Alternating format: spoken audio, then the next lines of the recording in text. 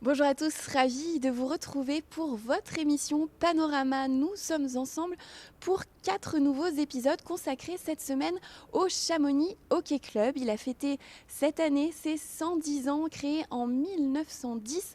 Nous revenons ensemble avec nos invités sur son histoire et nous commençons aujourd'hui avec Alain Maza. Bonjour, merci d'être avec nous. Bonjour. Vous êtes un ancien joueur des années 60-70. Vous Oui, avez également été président dans les années 90. oui, Votre histoire, vous me le racontiez en préparant cette émission, elle est intimement liée à Chamonix et à sa patinoire. oui. En fait, j'ai joué ici depuis très très jeune et je suis toujours resté au club. J'ai fait toutes les catégories et jusqu'à la dernière catégorie, donc le senior, où j'ai été 12 fois champion de France. Vous avez tout raflé dans les années 60-70 avec ce club. Oui, on avait la chance d'être une équipe qui, en fait, on avait un secret. On jouait l'été et on faisait une vingtaine de matchs pour le public. Donc on prenait de l'avance sur l'entraînement vis-à-vis des autres équipes qui commençaient à s'entraîner en septembre. Et quand on rentrait dans le championnat, on battait tout le monde.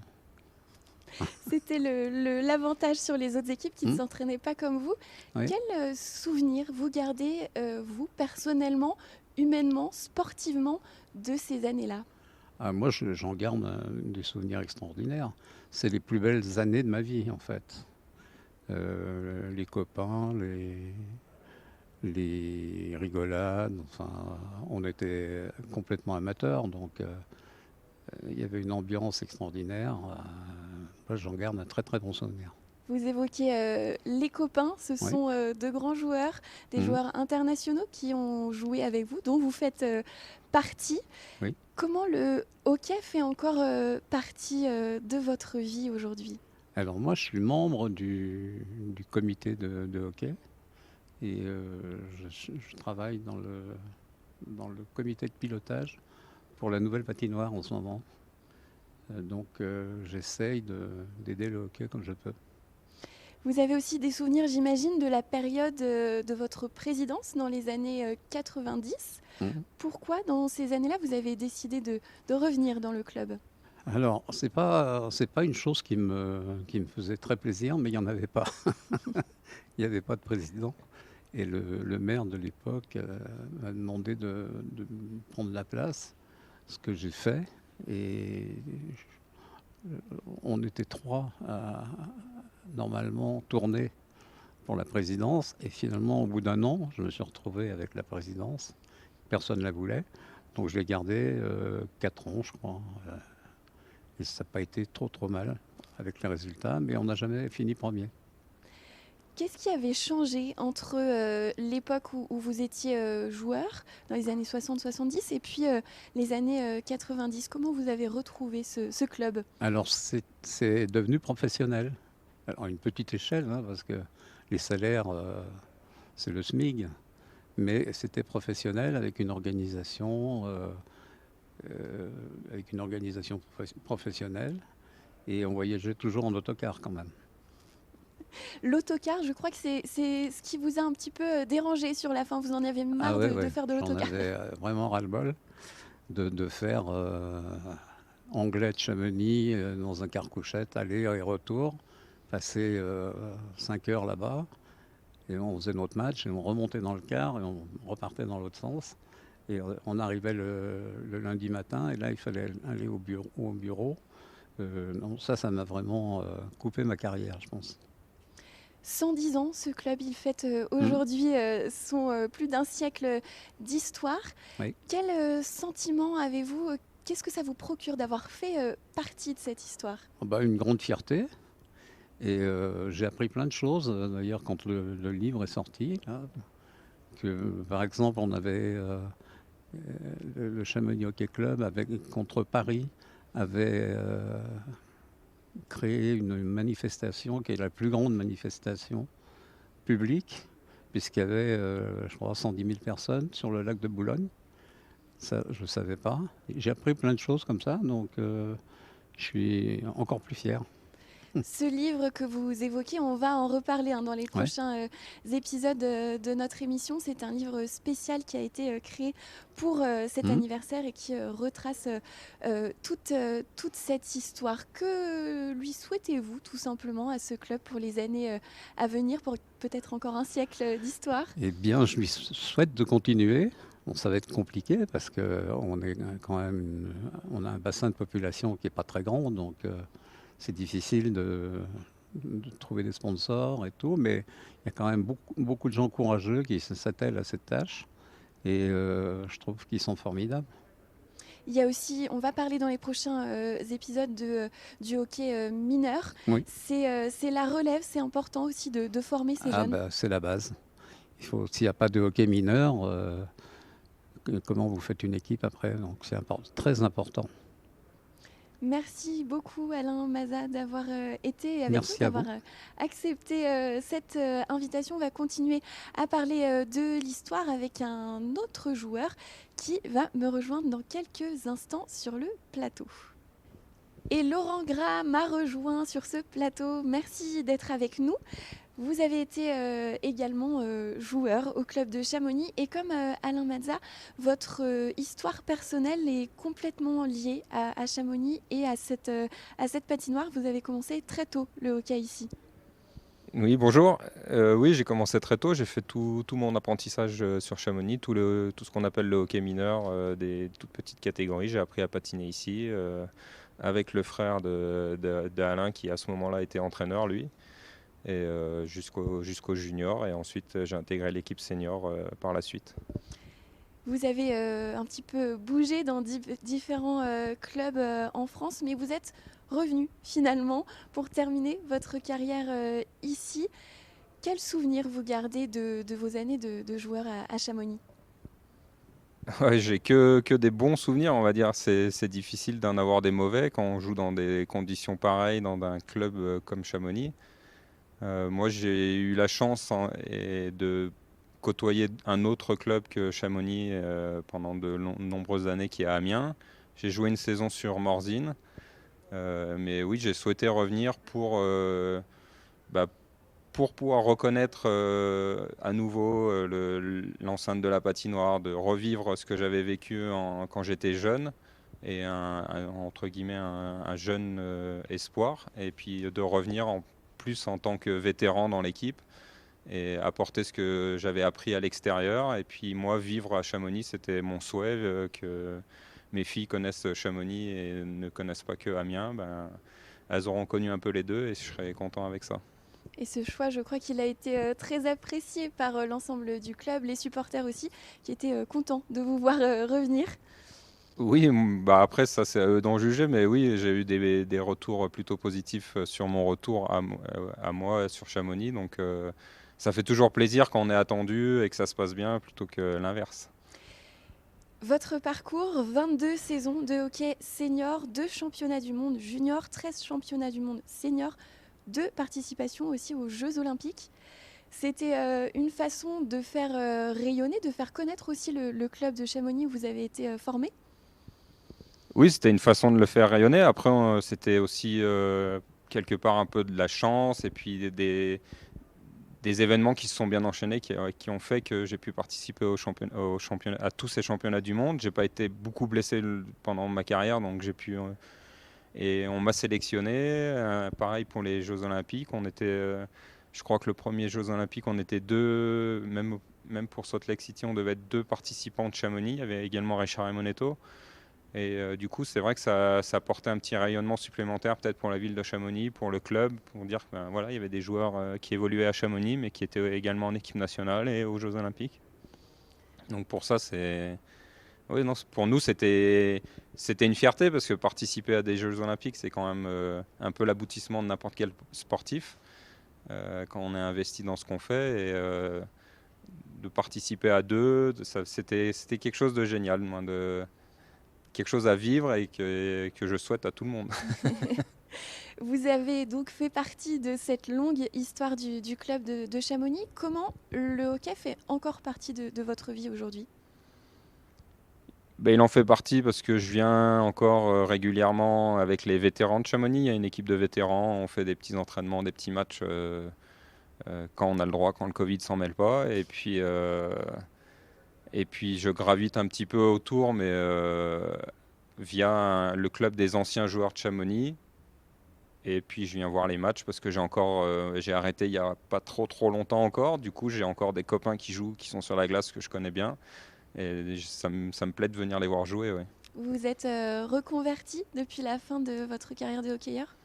Oui, il a fallu, hein, parce que le hockey en France, on gagne notre vie sur le moment, mais on met pas d'argent de côté. Donc il a fallu, mais oui, je me suis reconverti. J'ai avec un autre joueur du club de Chamonix et on a une petite société sur Chamonix de pose de revêtement de sol pour laquelle ça se passe bien actuellement. Donc on est content malgré encore le Covid.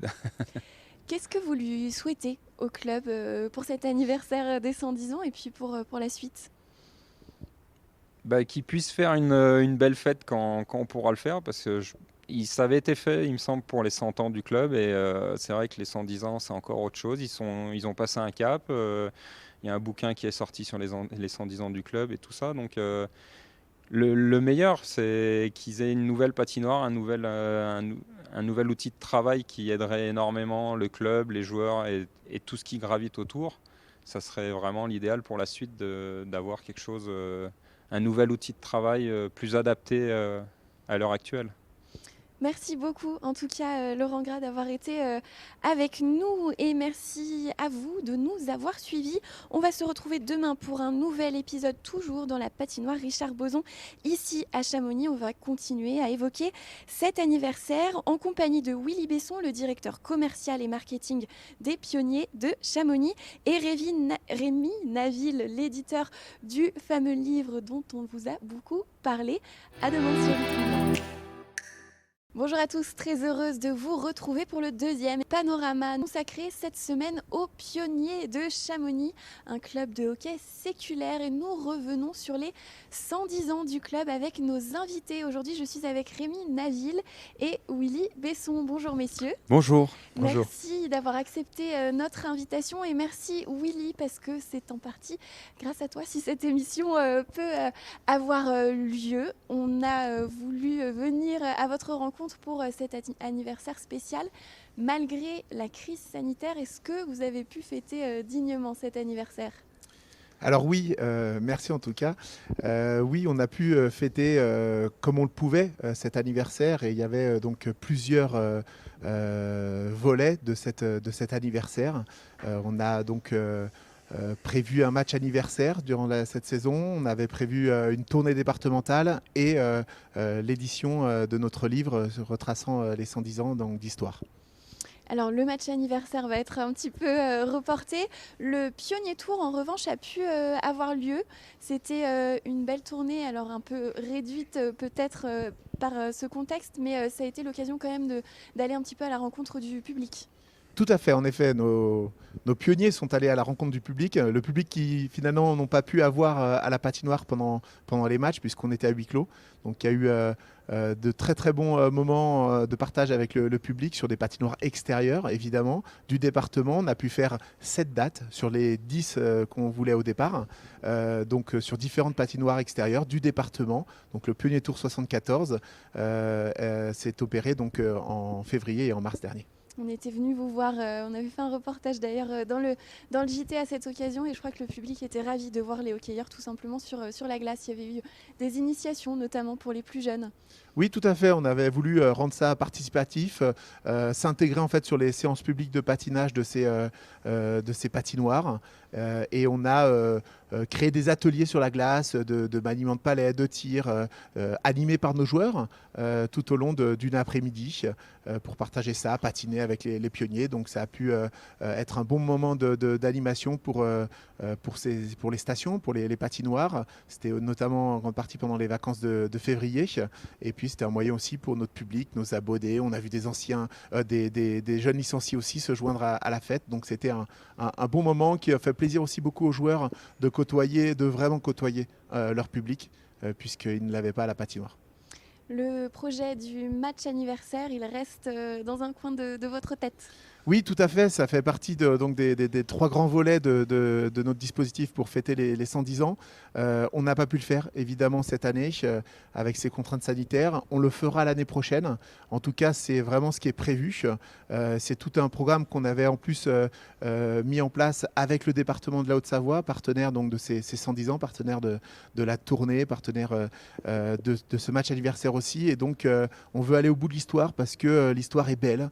Et il faut la mettre en valeur. Et on a vraiment à cœur d'accueillir ici à la Patinoire, à l'occasion d'un match des pionniers, nos anciens joueurs, les jeunes licenciés, toute la famille du hockey chamonniard réunie. Ce serait en tout cas l'objectif. Bon, on a hâte en tout cas de pouvoir se retrouver. Il y a un projet par contre qui a pu voir le jour cette année, c'est le livre que vous avez décidé d'éditer, Rémi Naville. Alors comment vous avez été mêlé à cette histoire? Alors, il y a 2 ans, en fait, il suffit de rencontres. Un des partenaires des pionniers que je connais très bien, qui est une société qui travaille avec les pionniers en tant que partenaire, on a discuté d'un projet de pourquoi pas faire un livre sur le Chamonix Hockey Club. Et moi, c'est quelque chose qui me trottait dans la tête depuis pas mal de temps, de faire un livre sur ce grand club au Savoyard. Et puis, on s'est rendu compte que c'était possible et que je suis aussi que c'était Willy qui était le commercial, le communicant au niveau du club. Et Willy, je le connais depuis 10 ans, ce qui a aidé aussi. Je l'ai connu dans le cadre de la candidature d'Annecy 2018 et de l'ETG en football, puisqu'on faisait les magazines avec Alpeo à la fois de la candidature d'Annecy 2018 et de l'ETG Football Club. Voilà. Alors, ce livre, il retrace 110 ans d'histoire, des livres d'anniversaire, il y en a beaucoup. Qu'est-ce qu'il y a de particulier dans ce livre? Et je pense qu'on a voulu faire un très grand format et un gros livre. Donc on est parti, c'était un défi de partir peut-être au départ sur 300 pages. Et j'avais dans l'idée de faire un grand livre, un peu dans le même genre qu'on a fait pour le livre sur Jean-Claude Killy, JCK, qui était un énorme livre de 14 kilos avec 2 volumes. Donc là, je m'étais dit, on va partir sur quelque chose de gros, et pour se différencier des livres qu'on peut trouver tout simplement dans les librairies. Et après, il fallait savoir s'il y avait assez de matière par rapport à s'il y avait une grande histoire au Chamonix Hockey Club. Et on s'est rendu compte qu'il n'y avait pas une grande histoire, mais une très grande histoire. Voilà. Ce livre, il fait il laisse une grande part à la photo. Ça a été, vous avez déjà un petit peu répondu quand même, parce que l'histoire, je crois qu'elle est dense du Hockey Club, mais est-ce que ça a été compliqué de retrouver autant de photos, autant d'archives? Pas vraiment. En fait, on a la chance sur Chamonix d'avoir beaucoup d'anciens joueurs, de familles beaucoup de familles qui ont joué au hockey, et les gens gardent leurs archives. Donc, on a réussi à trouver par l'entremise des joueurs, des grandes familles de hockey, beaucoup d'archives un peu inédites aussi. Et on a aussi travaillé beaucoup avec les musées, que ce soit les musées de Chamonix ou même le Musée national des sports à Nice, plus les agences photo. Donc le tout réuni, ça nous a permis de constituer une très très grande base. Pour faire ce livre de 500 pages, on a fait 2000 pages d'archives en fait. Donc ça devait représenter à peu près 2000 photos, plus des articles de presse, plus tout ce qui est livres qui étaient parus sur le hockey. Et cette base de 2000 pages qu'on avait imprimée en 5 volumes, c'est vraiment la base du travail pour faire le livre. Et après, c'est pas facile non plus, mais ça nous permet de bien connaître l'histoire et de bien canaliser les chapitres et de bien savoir où on met les pieds par rapport à une telle densité d'informations et d'événements sportifs sur 110 ans. Le livre qui est juste là, on va Voilà. le voir. Willy, vous avez vous-même appris des anecdotes en réalisant ce travail autour du livre? Oui, tout à fait. Comme l'a dit Rémi, on savait que l'histoire était belle, mais on ne se doutait pas à quel point. Et on a trouvé vraiment en plus de fabuleuses pépites tout au long de ces 110 ans, des moments aussi dans les années 20-30 qu'on connaissait moins. Et c'est là où on a été le plus surpris aussi avec Rémi, c'est la qualité des archives, la qualité des photos des années 20-30. Et puis même sur tous ces 110 ans, il y a toujours une anecdote. Et c'est ça qui se distingue au-delà des fameux 30 titres, qui est le record pour un club en France en termes de champion de France. C'est toutes ces anecdotes, toutes ces histoires autour des joueurs, le côté humain qui ressort beaucoup. On voit aussi l'évolution de certains personnages, certains joueurs qu'on voit tout petits et qu'on voit dans les derniers moments de leur vie, comme Albert Hassler, on le retrouve dans les années 90, à quelques mois de son décès, dans des photos encore dans le livre. Et c'est ça qui est vraiment fabuleux de retracer et de découvrir dans le livre. Rémi, vous avez, j'imagine, aussi découvert pas mal de choses sur ce club. Oui, tout à fait. On a découvert que le Chamonix Hockey Club était champion de France de bobsleigh. Ce qui est plutôt étonnant. Ce qui est très étonnant, c'est que le premier titre de champion de France du Chamonix Hockey Club, c'était en bobsleigh en 1913, 10 ans avant le titre en hockey. On a découvert aussi une autre très grosse anecdote. Chamonix a joué à Paris, au Bois de Boulogne, contre le club parisien en 1929, devant 100 000 personnes. Et c'était un record du monde à l'époque que personne n'a tenu jusque dans les années 80, où ça a peut-être été battu en 90, mais on a découvert ça avec Willy. Et je crois que Willy a une anecdote dessus aussi sur les... Oui, parce qu'en fait, dans la corrélation qu'on a pu faire, c'est que on est dans les dernières performances récentes des pionniers, on a été qualifié en demi-finale de Coupe de France en 2019. Et cette année-là, le quart et finale, les demi-finales et finales se passaient sur un week-end Final Four à Paris. Et il s'avérait que ce match qu'on a joué de demi-finale à Paris dans l'Accor Hotel Arena en 2019 était 90 ans jour pour jour après ce fameux match qu'on a découvert sur le Bois de Boulogne devant 100 000 personnes. Donc c'était le retour 90 ans après jour pour jour à Paris pour Chamonix, pour un grand événement qui était donc ces demi-finales. On peut vous montrer la photo de ces... Parce qu'en fait, le livre fait la part belle aussi aux dépliants. On a 2 dépliants, on a beaucoup de matériel, etc. Et on a voulu mettre en avant sur 4 pages ces 100 000 personnes, cette photo historique sur ce match au Bois de Boulogne. Voilà. Alors, on vous laisse essayer de le montrer pendant que Willy, peut-être un mot sur ce livre. Il vient de paraître, il est vraiment sorti au début du mois. Vous avez déjà eu l'occasion de le transmettre à d'anciens joueurs, par exemple ? Oui, tout à fait, puisqu'on a établi des préventes qui ont très bien marché et bon nombre d'anciens joueurs et d'amoureux du hockey ont réservé des préventes et on les a remis là à la sortie du livre. Et on a eu beaucoup d'émotions de nos anciens joueurs quand ils ont pu revoir ça. Et je pense notamment à Éric Durand quand je lui ai déposé, qui a été... vraiment très touché de voir le club pouvoir laisser une trace indélébile, je dirais, de l'histoire. Rien n'avait été fait. Et c'était ça aussi le sens de notre projet avec Rémi, c'était de laisser quelque chose de cette fabuleuse histoire. Et de retrouver tous ces éléments-là, c'était le meilleur moyen de leur rendre hommage à toutes ces générations qui sont succédées et qui ont, oui, glané des titres, mais aussi fait aussi vivre Chamonix au plus haut niveau national de hockey depuis 110 ans. Je crois que le président actuel de la Fédération française de hockey, qui est un ancien joueur, a aussi pu voir ce livre. Oui, alors on a eu en fait, on a 10 chapitres et chaque chapitre est représenté par un champion. On a un portrait. Et Luc Tardif était le grand joueur canadien du Chamonix Hockey Club entre la fin des années 70 et le début des années 80. Donc on a eu la chance de l'interviewer une première fois pour son portrait. Et de toute évidence, c'est le président de la Fédération française de hockey sur glace. Il a fait aussi notre préface. Donc il a suivi un petit peu le livre. Il a juste découvert sur l'ordinateur les années 70-80. Il vient de découvrir le livre et il en était, je pense, ravi. Voilà, il a été très touché. En tout cas, c'est le mot qui un seul mot fabuleux. Voilà, on était très fiers de ce mot et voilà. Une belle récompense pour votre travail. Oui, il y a 2 éditions, enfin tous les 2 d'ailleurs, il y a 2 éditions. Une édition Beau Livre à 79 € si je ne me trompe pas, et une édition Collector à 250 € pour les grands passionnés.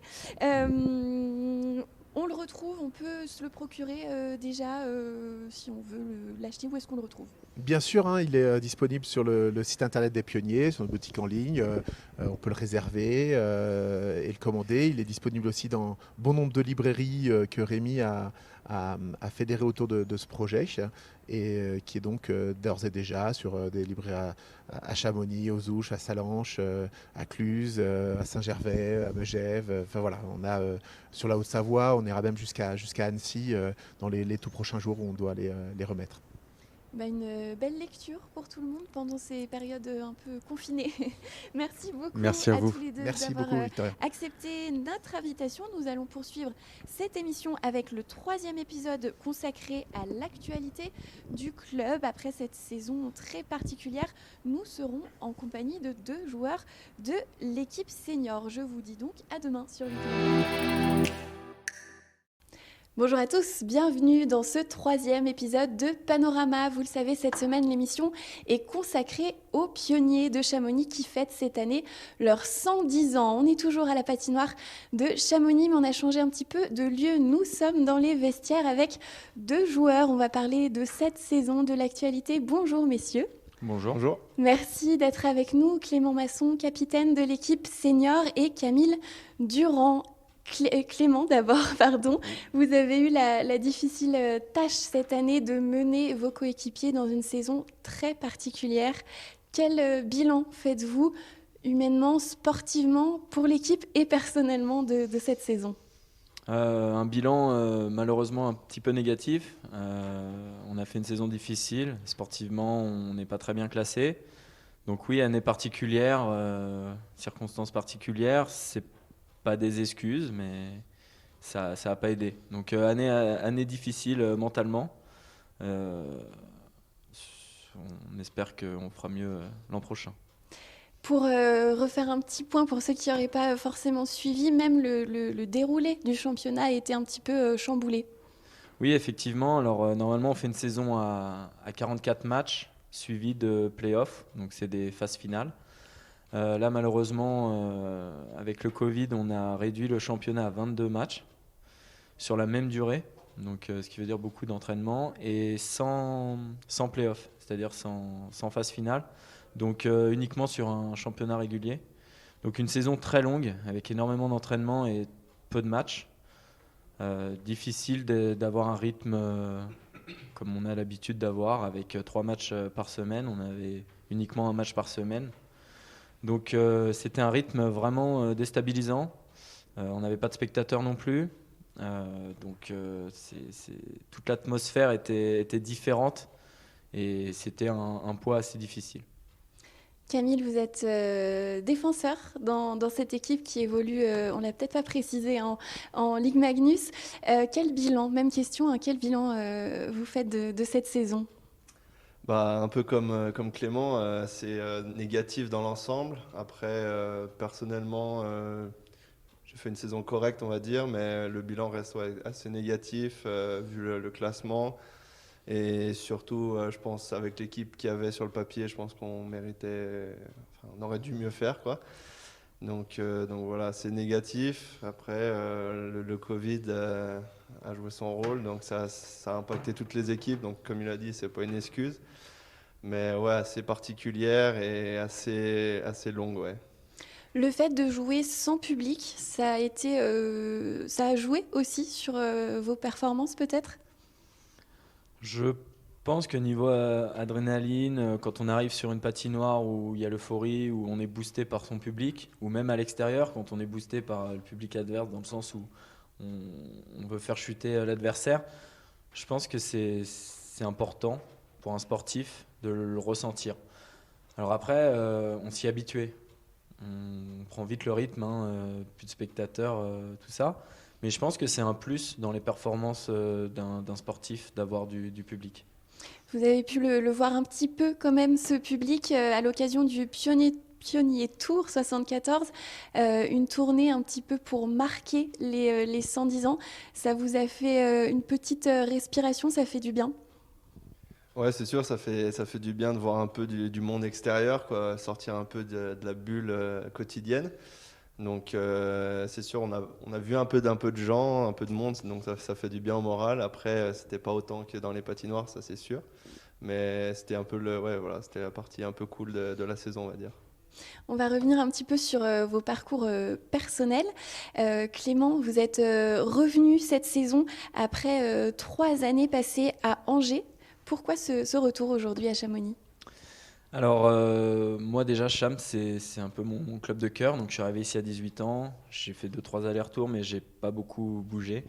Donc je savais quoi qu'il arrive que je voulais finir ma carrière ici.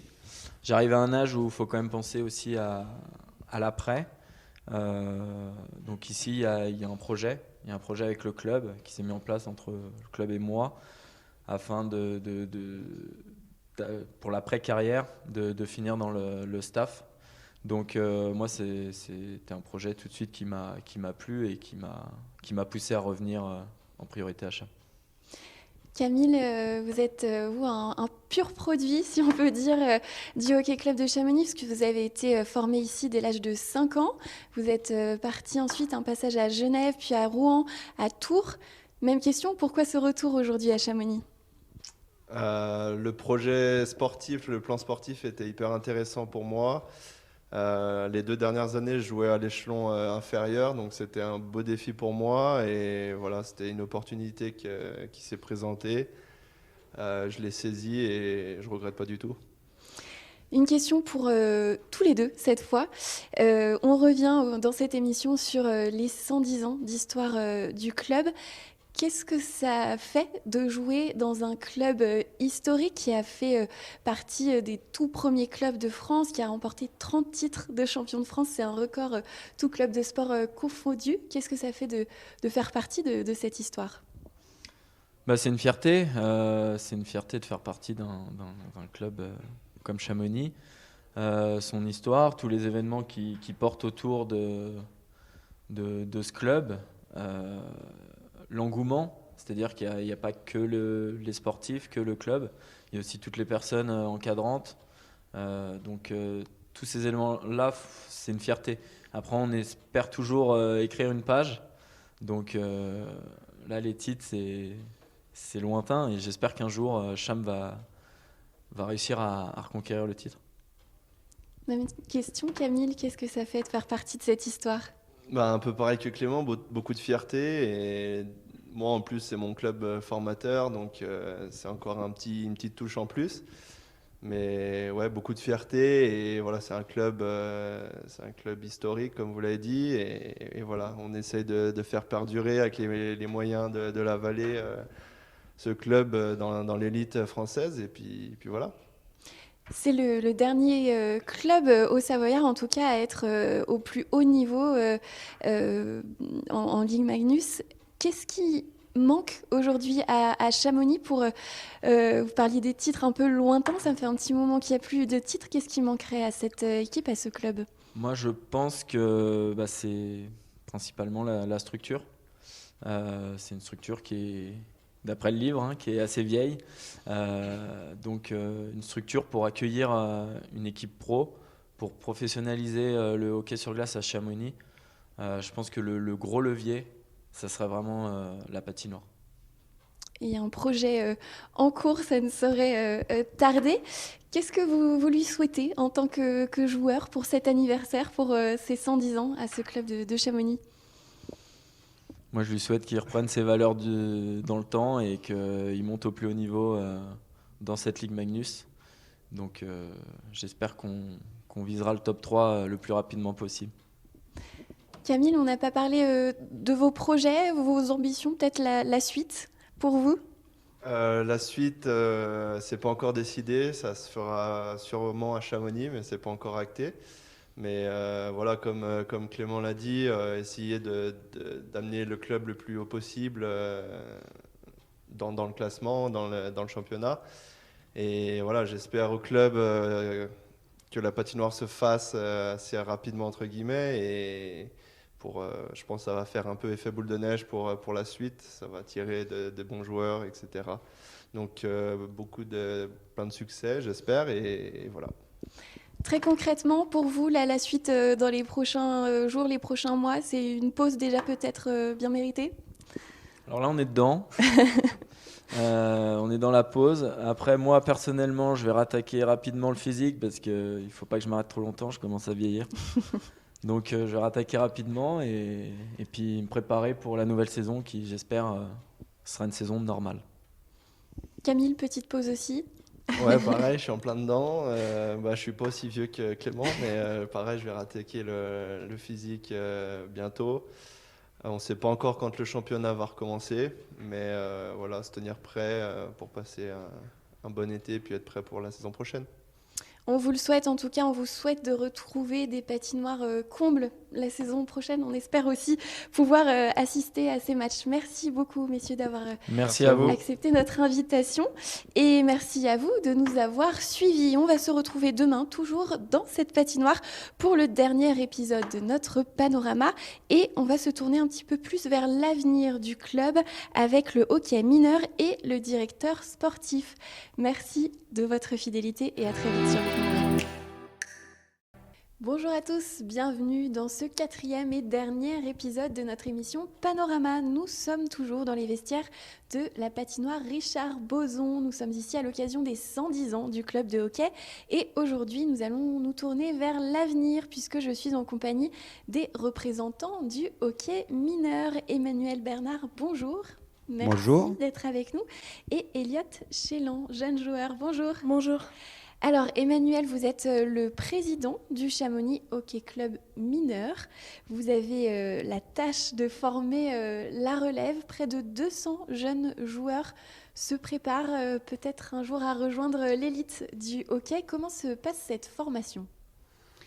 La formation à Chamonix il y a de longues années, puisqu'on fête cette année les 110 ans. Et elle est surtout très intense. On a voulu depuis le départ que les enfants soient baignés complètement dans l'ambiance du hockey. Donc ça passe par de nombreuses catégories. Ça passe près de 200 licenciés. On a encore eu la chance cette saison d'avoir des nouveaux licenciés, malgré la saison difficile pour tous les sports en France. On a plus d'une vingtaine d'enfants qui nous ont rejoints. On gère des catégories de 5 ans à 20 ans, avec une petite spécificité que je pourrais vous donner tout à l'heure sur les plus grands. Et surtout, on a 2 entraîneurs et de nombreux entraîneurs bénévoles qui, du mardi au dimanche, accompagnent les enfants, les accompagnent sur la glace, les accompagnent hors glace, puisque l'activité physique est aussi importante, et puis bien sûr en temps normal dans les compétitions et les tournois dans la région ou en France. Vous l'avez dit, il y a une petite spécificité. Les jeunes joueurs, ils commencent à partir de 4 ans, 5 ans. Oui, alors les premières catégories sont les U5, donc les moins de 5 ans. Donc on a quelques jeunes joueurs chaque année qui commencent à partir de 4 ans, 4 ans et demi, suivant leur capacité motrice. Et puis après, on va jusqu'au CHC mineur jusqu'aux 14 ans. Et à partir de 14 ans, il y a une dizaine d'années, Christophe Ville en faisait partie, quelques pionniers ont créé le Hockey Club 74, une entente sportive entre Morzine, Chamonix, Saint-Gervais et Megève, afin de regrouper tous ces adolescents et de pouvoir jouer les premiers rôles dans la formation française. Et nous sommes aujourd'hui un club reconnu.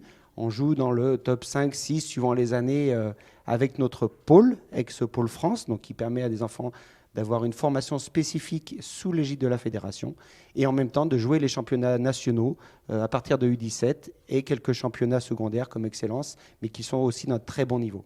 Donc tous les jeunes chez nous peuvent jouer au plus haut niveau, en tout cas au niveau qui sera lié à leur formation. Et parmi ces jeunes, il y a Elliot Chélan.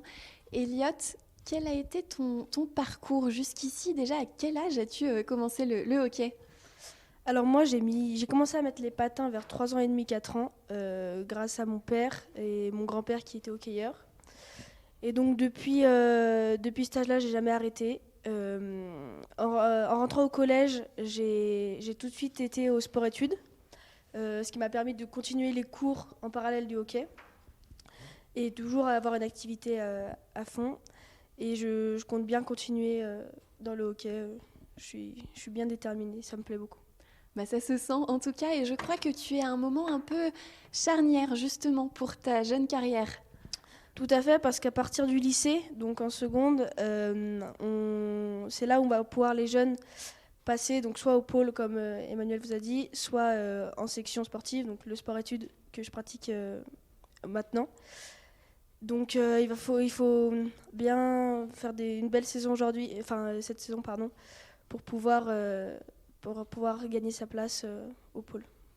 Et est-ce que tu es satisfait justement de cette saison malgré les contraintes sanitaires? Est-ce que tu as pu t'entraîner, jouer comme tu voulais? Alors oui, je pense que j'ai tout donné. En tout cas, j'ai essayé de tout donner. C'est sûr que la saison a été difficile, mais je me suis accrochée et je compte bien arriver. Emmanuel, malgré le contexte, ces jeunes ont pu continuer à s'entraîner? Oui, on a tout fait pour et je crois qu'on peut être assez fier, l'ensemble du staff, bien sûr en associant les communautés de communes et les collectivités qui nous entourent. Au niveau du CHC, donc Chamonix Hockey Club, parce que les brassages de population étant interdits, on n'a pas pu regrouper les jeunes du HC 74 trop souvent. En tout cas pour Chamonix, à partir du 15 décembre jusqu'au 15 mars, grâce à la patinoire extérieure des Ouches, on a pu transférer avec une grosse logistique l'ensemble de l'activité du club en extérieur, sous les aiguilles de Chamonix, très souvent sous le soleil et le froid, mais c'était superbe. Je crois que les enfants, Elliot en faisait partie, se sont éclatés. Et puis, depuis le 15 mars, les patinoires seront fermées et de toute façon, il n'y aura pas de reprise. Donc, on a transféré là, à l'intérieur de Chamonix-Ville, une activité de roller hockey afin que tous nos licenciés, les plus petits comme les plus grands, puissent avoir une activité. Ça permet aussi aux parents d'avoir les enfants en dehors de la maison et nous de les accueillir. Donc, tout le monde a le sourire. Et c'est vraiment une belle saison, très différente, très compliquée, mais avec le soutien de tous et en premier, bien sûr, nos salariés et les licenciés. Je crois que ça serait une réussite pour cette année pour Chamonix. Un petit mot sur le hockey féminin, on ne l'a pas encore abordé dans cette émission. Au niveau du hockey mineur, vous avez aussi des joueuses. Absolument, nous avons une grosse spécificité à Chamonix. Nous avons 30% de licenciés EES, donc licenciés filles, avec de belles réussites, quelques sélections en équipe de France féminine actuelle.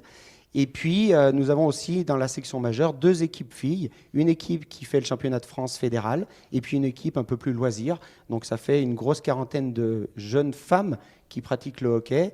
Et le sport féminin est un grand pilier de développement pour l'équipe, en tout cas pour le CHC mineur, comme le seront demain les développements sur le sport handicapé et en tout cas le hockey luge, puisque c'est la pratique que l'on a dans la fédération.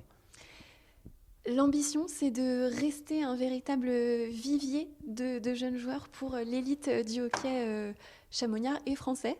Bien sûr, les pionniers sont pour nous l'exemple, puisqu'on est à Chamonix, mais on a aussi un grand écosystème sportif autour du hockey dans la vallée du Mont-Blanc, avec le HC Mont-Blanc et puis les Pingouins de Morzine.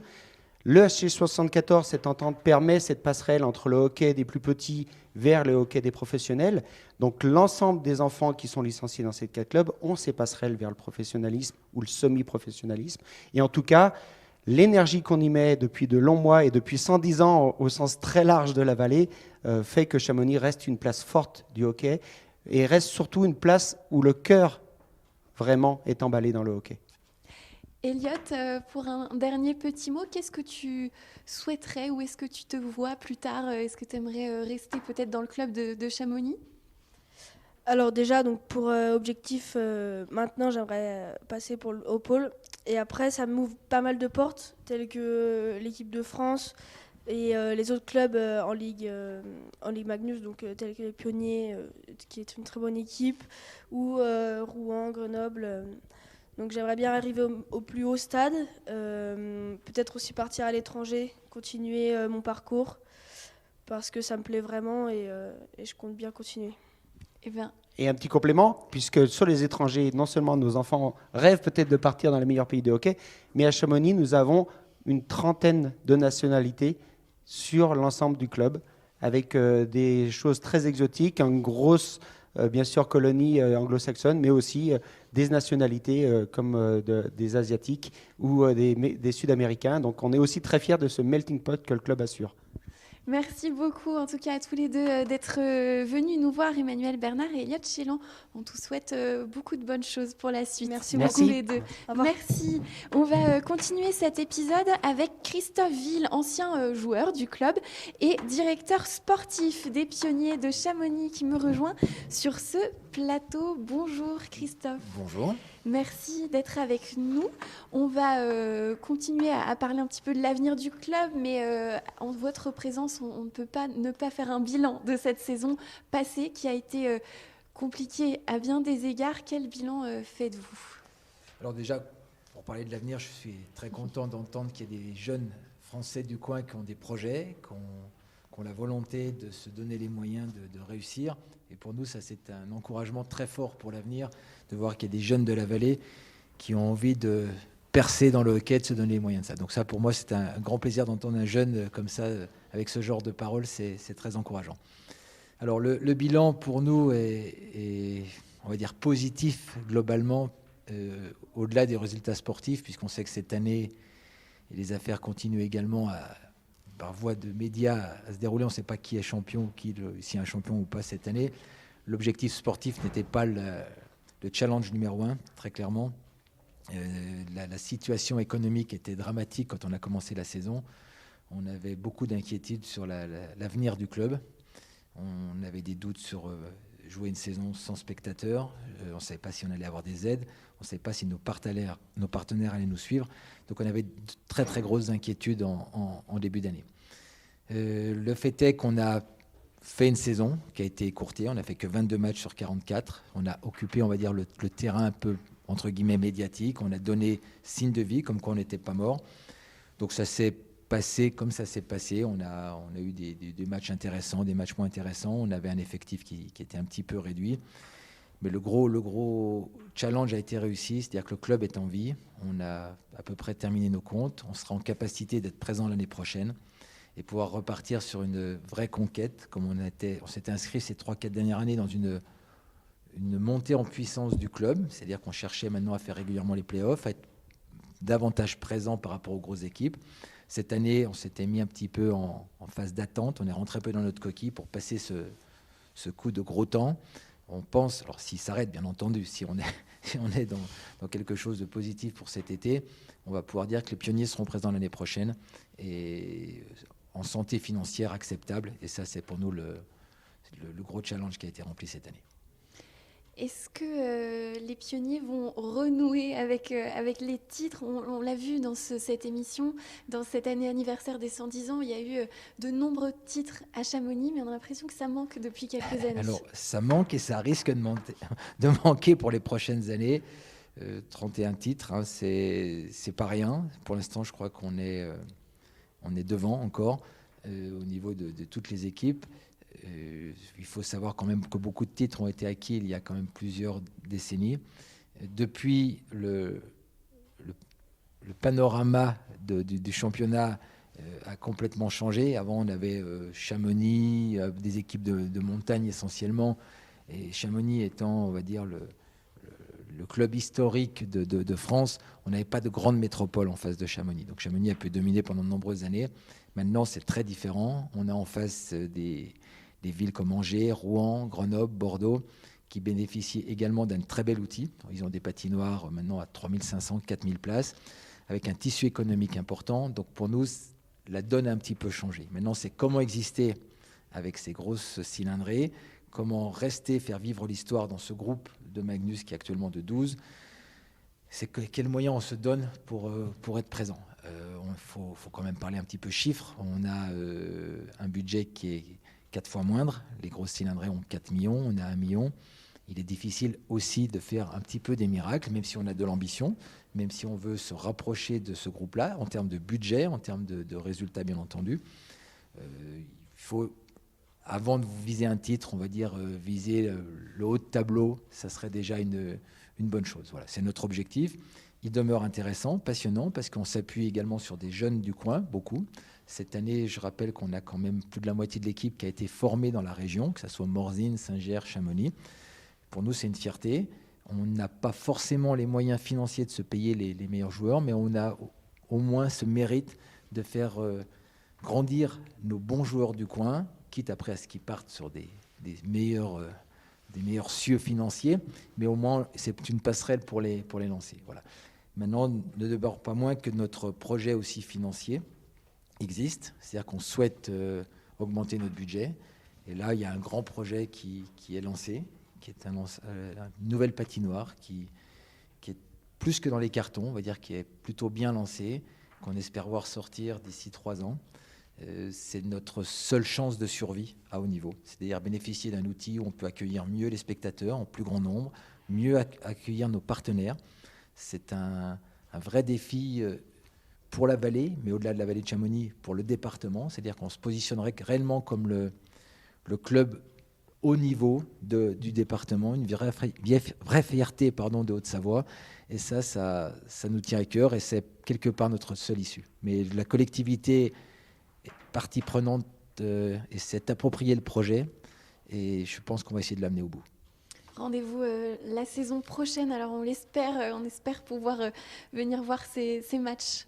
Alors j'espère que oui, que ça sera au-delà d'un écran télé, qu'on retrouvera, parce qu'on a aussi nous un rôle sociétal, on doit faire vivre l'émotion et le partager avec nos spectateurs, le partager avec nos partenaires. Et c'est vrai qu'il y a une grande frustration cette année où on n'a pas pu échanger ce genre d'émotions. C'est capital qu'il y ait le retour des spectateurs, c'est quelque part notre rôle, donner vie à notre sport, donner des émotions. C'est un petit peu frustrant de faire tout ça sans personne. Voilà. Donc le retour à la vie d'avant, comme on dit, c'est un peu la phrase du moment. Pour nous, ça sera économiquement et pour notre bonheur aussi, parce que nous, on est aussi passionnés. Ça sera le point clé de l'année prochaine, c'est retour du monde dans les patinoires, échanger, ressentir vibrer les pionniers. Et ça, c'est quelque chose qu'on attend avec impatience. Et ce sera le mot de la fin. Merci beaucoup, Christophe Ville. Merci d'être venu à Chamonix. Avec nous. Merci, on vous souhaite une bonne continuation, encore un très bel anniversaire aux pionniers de Chamonix, en espérant qu'ils vivent encore au moins 100 ans de plus. Merci à vous d'avoir suivi ce panorama. Merci au club de hockey qui nous a accueillis. Un remerciement particulier à Willy Besson pour l'organisation de cette émission. Merci à Manon pour la coordination, à François Pirot à la réalisation, Carla et Louis au cadre. Je vous embrasse et je vous dis à bientôt sur 8 Mont Blanc.